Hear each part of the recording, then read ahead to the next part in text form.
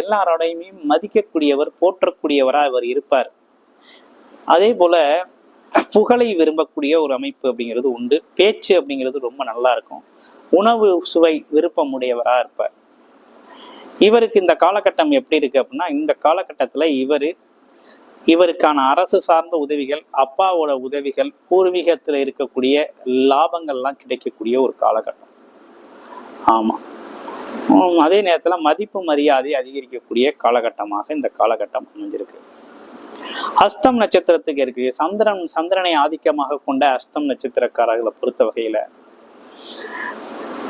கொஞ்சம் உத்தமரா இருப்பாங்க. ஆமா, கொடுத்த வாக்கை காப்பாற்றக்கூடிய ஒரு தன்மை அப்படிங்கிறது உண்டு. கடின உழைப்பு அப்படிங்கிற ஒரு விஷயம் இவங்கள்ட்ட எப்போதுமே உண்டு. காரிய வெற்றி அடையக்கூடியவர்களா இருப்பாங்க. ஆமா. அதே நேரத்துல கல்வி, கேள்வி, ஞானம் அப்படிங்கிற ஒரு விஷயம் அப்படிங்கிறது இவங்களுக்கு வந்து போகும். நிறைய தனம்